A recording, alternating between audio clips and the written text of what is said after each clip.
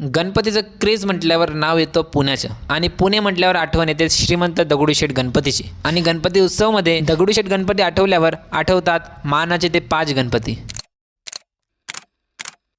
Hello मित्रांनो, मी तुमच्याला काही हिमांशू अजून एकदा आलो तुमच्या स्क्रीनवर। तर आम्ही सगळे निघालो मानाचे ते 5 गणपती बघण्यासाठी, ते पण रात्री। वाटलं रात्री जास्त गर्दी नसणार, पण या दिवशी गर्दी एवढी की तिथे उभं राहायला सुद्धा जागा नव्हती। आमचा प्लॅन होता की मस्त रात्रभर मानाचे गणपती करायचे सकाळपर्यंत, पण तिथं गर्दी एवढी होती की काही कळतच नव्हतं आम्ही कुठं चाललो ना कुठं नाही। आणि आम्हाला गाईड करणारा दादा ओम दादा शेडगे दादा यांनी पण आम्हाला एवढा मिसगाईड केला की घुमून फिरून आम्हाला एकाच ठिकाणी आणून ठेवला। गर्दी एवढी की फक्त आम्ही मानाचे 3-4 गणपती केले, तिथून पण फक्त 1-2 गणपतीचे दर्शन जोडून घेतले आणि बाकीच्यांचे फक्त दुरून दर्शन केले। असं वाटत होता गणपती दर्शनाला नाही तर या गर्दीमध्ये भटकायला आलो होतो। जेव्हा दगडूशेठ गणपतीच्या दर्शनाला गेलो तेव्हा रात्रीचे 3 वाजले होते आणि लिटरली एवढी जास्त गर्दी होती तिथं की मोबाईल पॅन्टच्या खिशातून काढल्यावर बघावं लागायचं मोबाईल आपल्याच्या की दुसऱ्यांच्या। तर